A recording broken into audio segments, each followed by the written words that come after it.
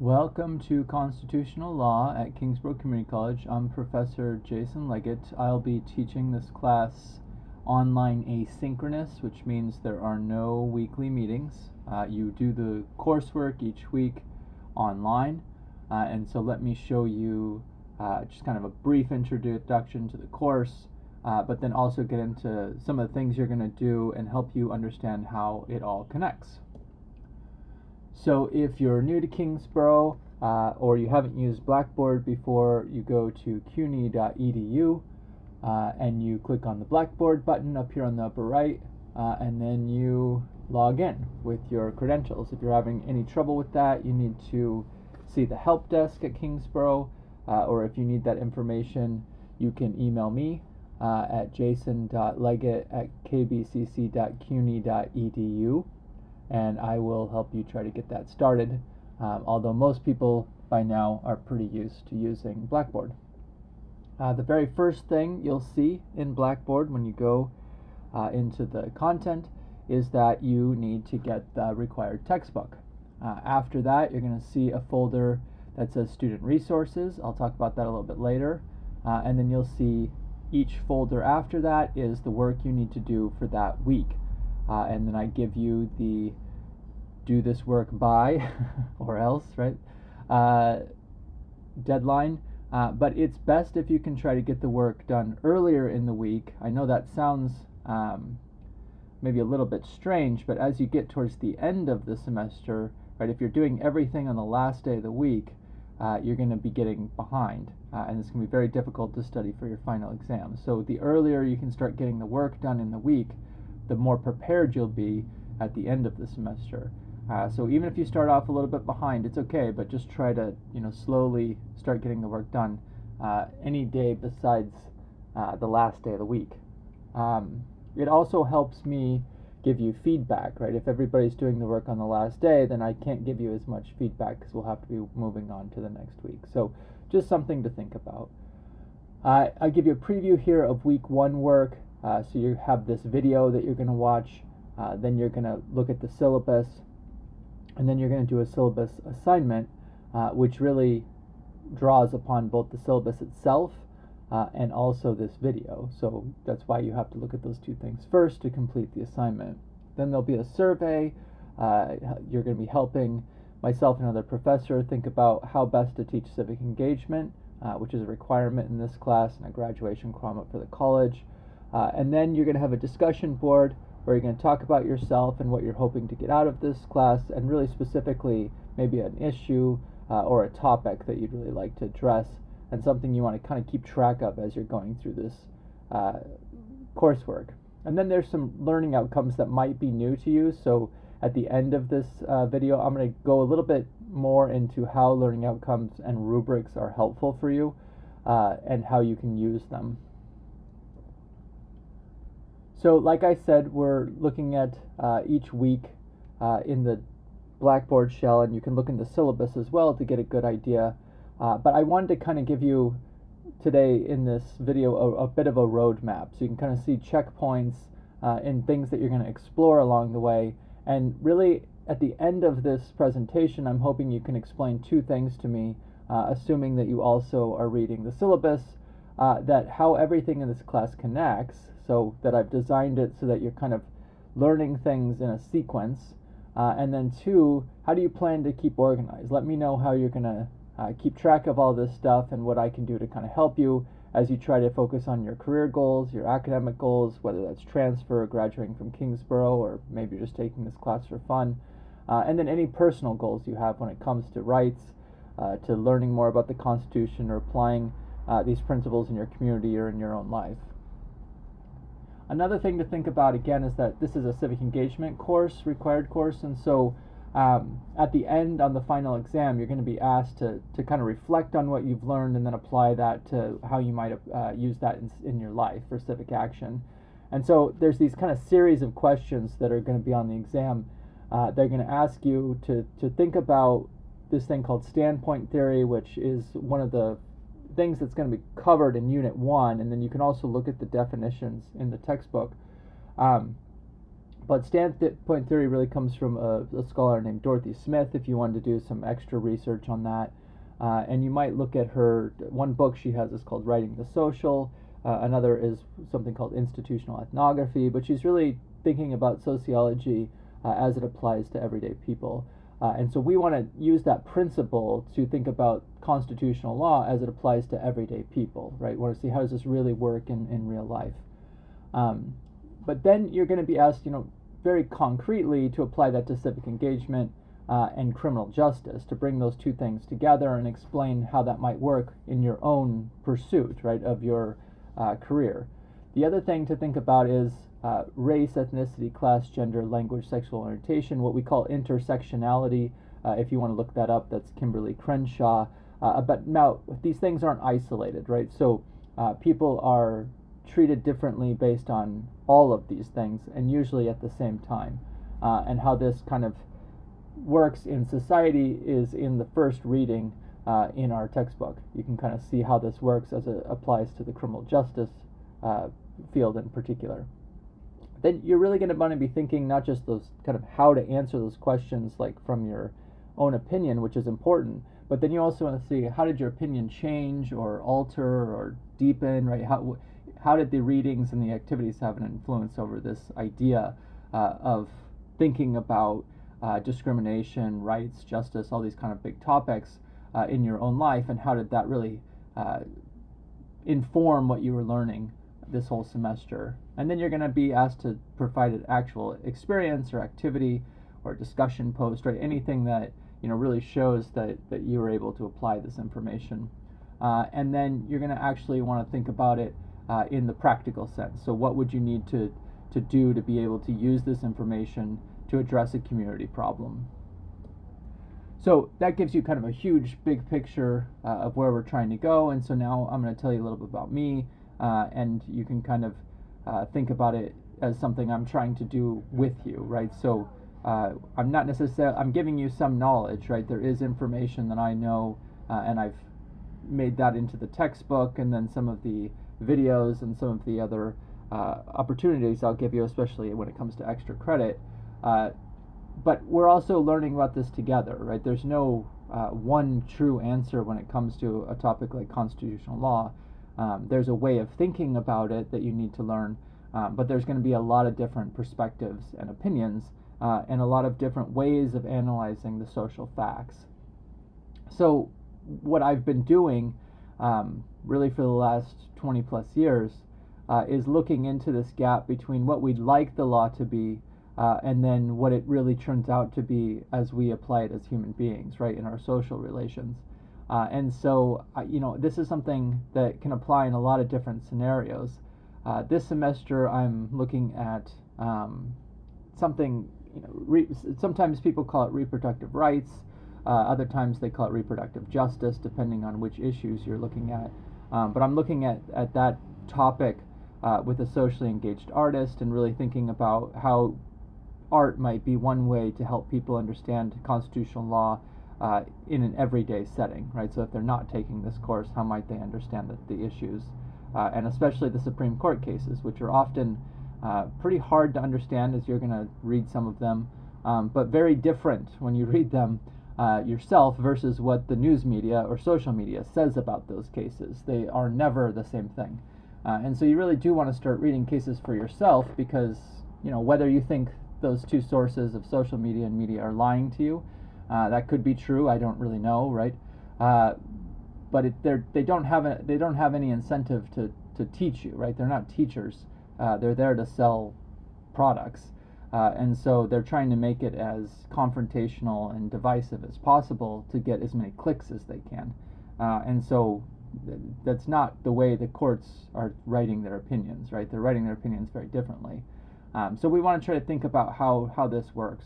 The other issue I'm looking at is housing insecurity, especially among young people, right? As rent gets more and more expensive and purchasing a property gets harder and harder to do. I'm a millennial myself, first in my family to go to college and then took out loans for law school. And so I've been able to survive, right, in the city, but it's nothing like the situation that my parents or even grandparents had, right? There was a much different environment where they were able to buy a home. It's becoming less and less likely that that's going to be something that we can all afford to do, which makes us very vulnerable then, especially when I was younger and just kind of first starting out working. It makes us very, very vulnerable structurally to being taken advantage of by landlords, and not always getting help from the courts. And so I'm looking into that as well, and again working with socially engaged artists to think about how can they tell this story that might be more effective, than reading Supreme Court cases. So you can find out more about me if you go to my website, including some of the publications I have, some of the projects I'm working on, and then you can see what I'm doing on Instagram, which is usually posting pictures of my dog or things that I find interesting. Every once in a while I do put information if I find it that applies to scholarships or applies to internships, opportunities that kind of come across Instagram that I can then recirculate. Same thing in LinkedIn. And then YouTube is where you'll find a lot of explanation videos about the concepts, or I use student work to kind of show how students usually go through this course and what they're understanding and what they're struggling with. And so those are just some extra things to keep in mind. Best way to contact me is through the Kingsborough email, jason.leggett@kbcc.cuny.edu. My publications are mostly focused on teaching constitutional law and how students who come from diverse backgrounds, minoritized backgrounds, marginalized backgrounds, people who've kind of not always gotten a fair treatment or getting equal opportunity, how they experience these topics, and some of the things that we've done together, products that we've created, like an idea for a video game, videos, things like that, as well as just trying to examine again the gap between what we'd like the law to be and what it turns out to be in everyday life. So we talk about controversial things, so you can expect me to treat you with respect and try to understand your needs and to try to help you, regardless of what your language is or what your culture is or what your background is. I'll do my best, right, as long as I can. And I'll give you a clear, organized course. You're going to get a sense of that in this video, and it's going to be pretty week to week. You just kind of keep doing the same thing, and it'll start to build, and you'll start to see how the things connect. I'll provide a variety of assignments, and this gives you some flexibility. If you don't do well on, say, the case analysis, maybe you do better on a different assignment, and so it doesn't harm you for the final grade. I'll be there in your learning. I'll be looking at what you're doing. A lot of times students do pretty well in this class if you go to rate my professor or whatnot. But sometimes you struggle, and so I try to get in as early as I can. When I start to see in your responses or in your discussion boards, I try to post back to you if you're getting a little off the pathway and try to bring you back. I do want to make sure that we're providing a critical environment, so we're not just giving opinions that aren't based in the readings or they're not based in the thinking that we're trying to do in this class. But I'll try to do that in a supportive way, so trying to give you options and to help you see what you're doing wrong so you can make improvement. I will reach out if I think that things aren't really going well for you. If I haven't seen much work from you, I'll use the resources at Kingsborough through Starfish, and this will bring in your advisors and try to help you in any way. That includes some of you might not know, right, that you can get textbook vouchers through ASAP. So if you're having trouble purchasing the book, you can try that route. We can also talk about other possibilities, including there are several copies in the library that you can go to and use for a short period of time and do your readings and take notes there. I won't be perfect, obviously, and sometimes I'll get sick. You might get sick. And so we want to make sure we're giving each other some time to respond. I do tend to respond right away in email. But if I don't, it might be because I'm not feeling well or there might be something else going on. So it is okay to email me again if you think I might have missed your email. It's also possible that the email got lost in the spam. And so just try to be patient, and I'll be patient with you. I expect you to do the same, basically, to treat everybody in the group with dignity and respect, especially on the Blackboard posts. that you'll try as much as you can to do all the work and to meet the due dates within reason, right? That you'll, if you're having trouble, that you'll do two things. You'll reach out to me through email. If we need to, we can have a Zoom conversation. But also give me ideas on what you need, how I can support you, how could I better help you get through this class and help you get the learning outcomes done. That's our shared goal, right? We both want you to learn as much as you can. If you have a problem with meeting a due date, you'll let me know. And then you'll just kind of strive to kind of contribute, right? That each week you're building on what you learned from the last week. So what that really means is that we're not copying and pasting things from the internet. There's two reasons for that. One, I really can't give you credit for that, right? Because that's not your learning. It is also a violation of the policy. So, you could get in a lot of trouble for that. But the second thing is that, it's really, I hate to say it this way, but from my perspective, I've been doing this for 13 years now, the answers are usually wrong. And, you can think more deeply about why that is. Why is it that the top 4 or 5 answers on Google don't tend to be very accurate? They're popular, but they're not very correct. And there might be a relationship between those two things. Maybe less popular knowledge is more likely to be true, and maybe more popular knowledge is less likely to be true. Something to think about. But that's number 2 reason, right, is that oftentimes I'll look at those answers and it'll be obvious they came from the internet because they're so wrong. And it's kind of amazing how wrong they are. And so you don't need to do that. We're not looking to did you get the right answer? We're looking, how are you learning over the course of the semester? So if you're struggling at first and then you do better towards the end of the semester, then that's going to be a better grade. And try to be patient with technology, right? We all know that technology doesn't always work perfectly. And so we'll also not just apply that to the non-human technology, we'll also apply that to our brain technology. We're going to make mistakes and we're all going to try to learn together. So we need to get the textbook. You'll see it ranges. The ebook is $82. The paperback is $96. If you get the paperback version, it's going to, they're going to mail it to you, so it takes some time. But you do get access to the first unit through their e-reader program. And so, we want to make sure we're getting that as quickly as possible. Again, if you're having trouble purchasing the book, you need to reach out to me, and then we're going to see whether, you should be using your ASAP voucher if you're in that program or some other for it. There's also College Discovery, right? There's other programs at Kingsborough that cover materials. I'd love to be able to give the materials away for free in this class, but I have, like I said, I've been doing this for 13 years. I haven't found anything out there that's available for free that gives you the quality of education that you really deserve and that you need in order to be prepared, especially if you're going to transfer to John Jay, and especially if you're going to have a career in criminal justice. This is a very important class. So I took a lot of time to put together these materials, and I used a lot of diverse, underrepresented sources. So for example, there's Patricia Hill Collins is an African-American philosopher who we use one of her readings, right? She gets a portion of the money from that, right? So that's an issue of equity. Free sources don't usually benefit people of color. They end up usually benefiting white folks who are teaching.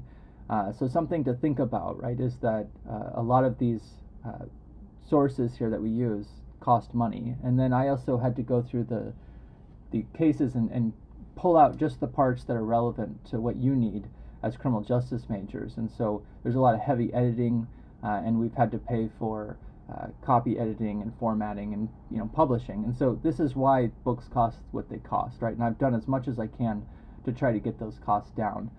Typically constitutional law books cost upwards to $400. And this book is used not just at Kingsborough, but other institutions across the country. I've noticed actually quite a few in Texas, in the middle of the country, which kind of surprises me. But that also shows that students are interested in learning about constitutional law from a variety of points of view, and not just one. So the other thing to think about is I want to just kind of give you a preview. You don't need to memorize this or anything, but I just want to show you. Sometimes students get a textbook and they say, oh, we didn't cover anything in it. Well, that's not going to happen in this class. Again, I wrote and edited this textbook and pulled in these readings because they're important, and I've been experimenting and getting feedback from students for 13 years now. And so one thing that might be helpful, I'm trying this semester, I didn't think about before, but a student brought it to my attention. It might be helpful to let you think about it this way. In each unit, if you look at the table of contents, in each unit you'll get, at the very beginning, learning outcomes. So this tells you what you're supposed to be able to do after you're done with the readings. And then at the end of the unit, there's a summary that gives you kind of, this is the main principles that you were supposed to pick up on when you were going through the reading. So that if you don't, right, you go back, look at the outcomes, look at the summary, and try to figure out, okay, well, how come I missed this, right? I'd go back through the reading and see maybe you need to pay a little bit more attention to these things, right? You might have learned other things, but now you got to kind of link those two things to go together. So the first unit is really just introducing you to what you need to do. The second unit is getting a little bit more deeper into this thing of interpretation and different perspectives based on injustice, right? People who experience injustice, it's not an accident, it's not coincidence, it's not natural, right? It's because of certain policies and processes that occur that benefit white men in particular, but also the wealthy, right? And so you want to start seeing, how do people make sense of this? How do they still use and believe in principles of equity, justice, rights, the law, but also experience it in a negative way, and what do they do about it? The third unit then has you apply those principles to the actual cases, and so you're kind of practicing and learning. I have you bounce a little bit around in the course because I really want you to get a sense of this as it applies to criminal justice. Then you'll do some more readings, and then you'll analyze race, intersectionality, and then some economic issues. And then we're going to end the course by thinking about, how can this be? How can the Constitution have this contradiction? And you'll get an answer about how the framers had intended this to protect property rights, not to protect human rights. And so you'll kind of see why this is, and now you'll have an explanation for why it's so hard to actually get equity through this constitutional law. Now, why are we doing this might be one question, right, that you might have. Well, again, I've been involved in this program for a while now, a long time, and one of the things that we're supposed to be able to do is prepare you for this thing called the Justice Academy. So when you declare your major at Kingsborough as criminal justice, you're automatically enrolled in this thing called the dual admission program with John Jay. Which this means is you've got a streamlined, quicker, easier transfer option if you want to go to John Jay. They do a lot of the work for you. You've gone through the classes that you're supposed to go through at Kingsborough, so you're better prepared. Now, you can change your major when you get to John Jay. So for example, I work with a program called Law and Society. So if you are interested in social issues, if you're interested in going to law school, if you're interested in legal reform or criminal justice reform, or if you're interested in working for a nonprofit or doing advocacy or all these kind of social related things, you'd probably be interested in that major. So when you get there, you'd change your major from the institutional theory of criminal justice to law and society. Or maybe you're interested in international criminal justice, right? So you switch your major there. But the major that they automatically enroll you in is this one called institutional theory and practice, which is really showing you how to link theory and practice together to analyze issues in criminal justice. And so that's how this course is designed. And not all the courses at Kingsborough, I'm sad to say, are designed this way. Sometimes teachers don't have time, or they've got other obligations, or they want to teach it a different way, right? They don't want to maybe do it this way. But I've tried to make sure that the class is lined up for what 90% of you are going to be doing, which is when you graduate transferring to John Jay.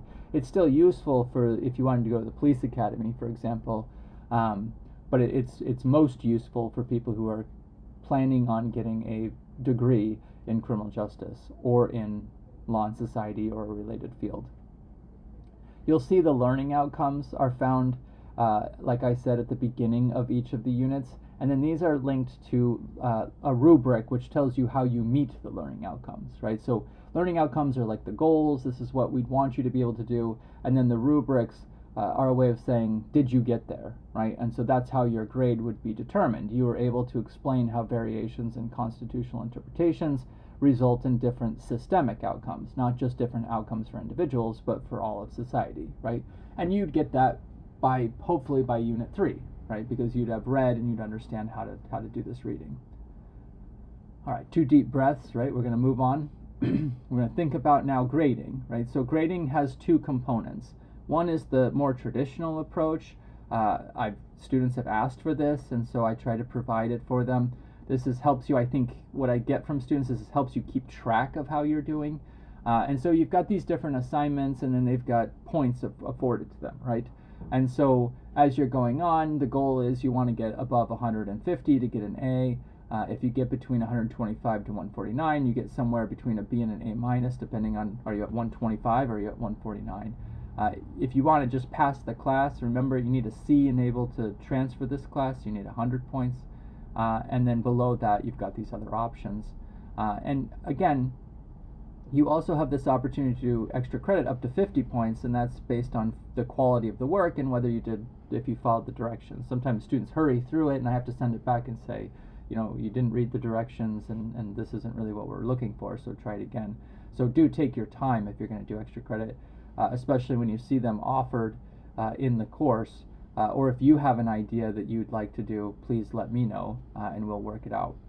The other thing I'm going to ask you to do is to look at the rubrics and then write your own grade, right? So maybe you didn't do as well in the points, maybe you struggled at the beginning, you didn't do so well in the quizzes or the analysis, but then, through the discussion boards, you really started learning. You were reading from the other students and you saw, wow, I actually really understand this now, what I didn't understand at the beginning.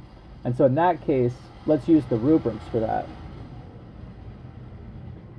And at that point, right, you want to be able to use the language from the rubrics. So you said, well, I was able to describe how judges interpret constitutional text, right? And so you'd explain to me how you were able to do that, and I'll boost your grade, right? I'll give you a bump up, even though the points might have been a little bit lower. So what kind of activities will you do in this class? You're going to do discussion boards. So I show you here, there's 9 discussion boards. You need to respond to other students in order to get full credit, in addition to making sure that you're reading the instructions. You're going to take 2 quizzes that are just really going to be covering the readings, vocabulary, and the course concepts. You're going to take a final exam that's going to kind of put all the pieces together. And then you're going to do this case analysis that you might struggle with at first, but hopefully you get better by the 3rd time. And then again, the extra credit will not be summaries, right? So these are not things you copy and paste from the internet. This is going to be asking me to show you, or asking you to show me how you're thinking about these concepts. Now, what do you do if an assignment is late, right? Well, this is tough. On the one hand, it would be best if everybody would actually get their work in on Monday each week, right? And then that would give me the whole week to carefully go through your answers, to provide you feedback. But, life happens, right? And so many of you will work on the course when you have time. So I see a lot of times, some of you submit answers at 2 o'clock in the morning, right? Maybe you have a night job. Other of you have to get work done at 6 a.m. Maybe you have kids you have to take care of, right? Everybody has a different situation, and that's usually why you take an online course instead of taking it in person. And so I understand that, right? So if you get behind, the key word here is communication, right? If you're 3 weeks behind and then you email me 2 weeks before the end of the semester, I'm going to help you. I'm going to do whatever we can, but we have to be very reasonable, right? You're not going to be able to go from an F to an A at that point. We're just going to be trying to get you to pass the class. And so that means you're going to have a ton of work you have to do in 2 weeks. Whereas, if you get a week behind and you need a little bit of help, right, it's much easier to help you get caught back up and maybe even get ahead. So again, this is really about communication. If you're struggling and you're keeping it all to yourself and you're not letting me know, then there's really not much I can do for you, right? I might reach out to you. I might try to flag you in Starfish, right? I'll try to let you know how you're doing. But you've got to, right, it's a two-way street. You've got to let me know what you're doing as well and what you really need help for. Maybe you need a couple weeks off, right? That's possible. We can figure that out together. Additional student support services, if you have any questions or issues with the criminal justice program, the director is Dr. Vonda Seward. She teaches mostly the corrections class and also the introduction to criminal justice class. But so you could reach out to her if you've got questions about careers, or if you're interested in corrections, or you have some ideas about the major, maybe you want to start a student club, right? Any of these things, she's the person you'd want to reach out to. The Criminal Justice Academic Advisor at Kingsborough, as far as I've been told this year, is Crystal Cooper, and that's in the M building if you want to try to get in contact with them on the first floor. There's also a John Jay Academic Advisor, and you can reach out to them. If you have any issues as far as accessibility or you need additional support, please feel free to reach out to me. You're also encouraged to go to D205 in person, or you can call them at 718-368-5175, or you can email them at aas@kbcc.cuny.edu. And they want you to try to do this before the first week of class so everybody can get on the same page. There are also a wonderful services available at Kingsborough. I'll highlight a couple. In the Blackboard, I've given you links that you click and then it'll take you to that page. But I've mentioned ASAP a couple of times, and so you might look into that if you're not already enrolled to see if you qualify. There's also something we have here called the ARC. It's a way of providing legal support, tax support, housing support, you name it. And my friend Hattie Elmore works there, and so you'd get to talk with her or one of the college assistants there. There's also something called the Student Union Intercultural Center that's run by Director Helen Margaret Nasser, who you'll notice is also one of the co-editors of the textbook, and she's really there to help you navigate co-curricular activities, how to get involved. She'll bring a lot of different events and programs to the college to help support, for example, interfaith work, where a lot of times folks with a Jewish background or a Muslim background or a Catholic background or an atheist background, right? People who might be experiencing issues with immigration, she's got services for that, right? So there's a lot of opportunities for you to get involved. And there's a lot of ways that we can help you. So please do take advantage of those. Now, week 1, you'll find again in Blackboard, and I just want to kind of give you a preview here. You're watching the video, you're reading the syllabus, you're doing the syllabus review, you're completing the survey, you're doing the discussion board post, and then if you have time this week, I'd go ahead and review those learning outcomes. It's okay if you do it next week or even the 3rd week or even the 4th week, right? It's just important that you start thinking about those because, again, you're going to have to be able to explain that on the final exam. And then I just want to give you kind of a heads up on how this works, right? So as you see, we kind of see a similar process in weeks 2 through 5, right? We're going to do some readings, then you're going to complete a discussion board, and then there's usually going to be a little assignment or a quiz, right? Something to see how you're doing. But then in week 6, we're going to have a little bit of a difference. You're going to be looking at your case analysis, and what I have here, I just want to show you kind of the relationship between these videos on YouTube. It tells you kind of things that students have made mistakes in that you want to avoid, so it's really helpful to watch that video because it gives you a better idea of what it is you're being asked to do in that assignment. And then one of the main things I'm starting to highlight is that students have struggled with the idea of standpoint theory. So again, it's in the Unit 1, it'll come up again in Unit 2, there's a definition for it in the key terms section, but what you want to be able to do is apply your standpoint to the cases. And it's not, that doesn't mean the case applies to you, right? That's a little bit different, but sometimes it does, right? So, if it's a gender discrimination case and you say, identify as a woman and this happened to me in my workplace. Okay, so that's an example of standpoint.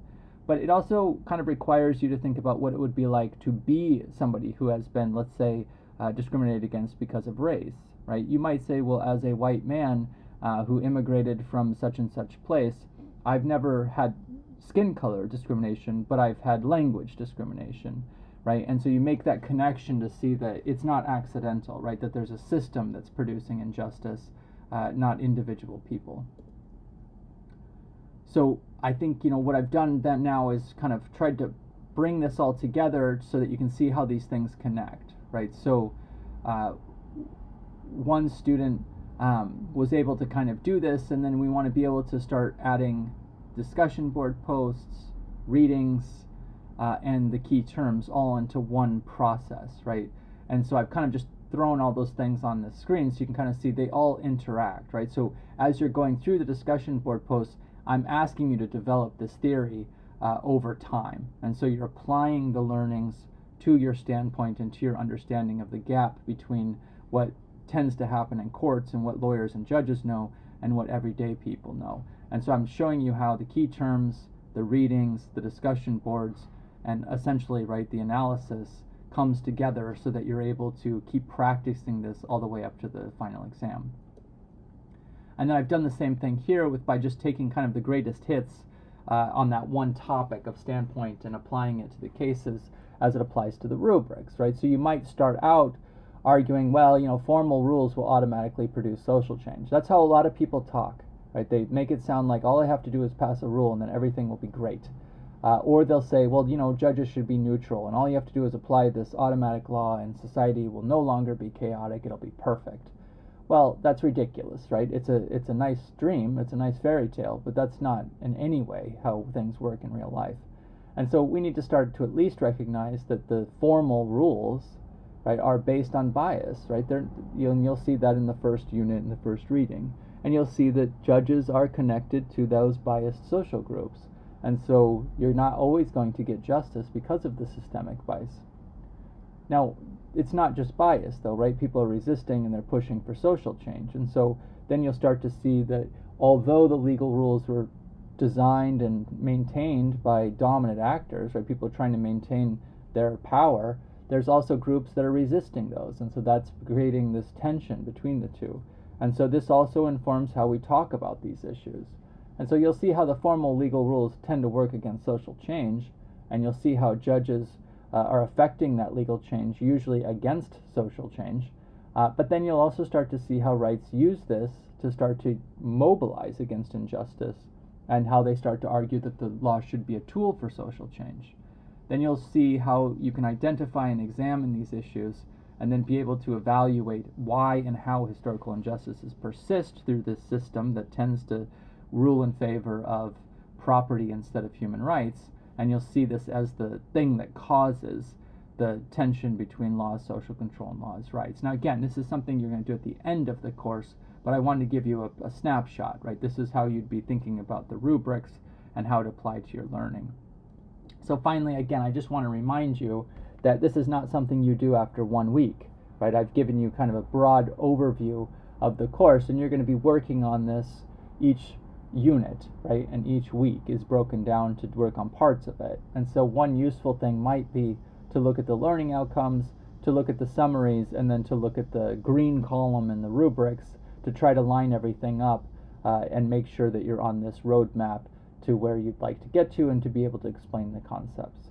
So I hope that you're excited about this class and that it's going to be meeting your expectations, and I look forward to getting your responses and seeing what more I can do to help you. So good luck, and I will talk to you through the internet.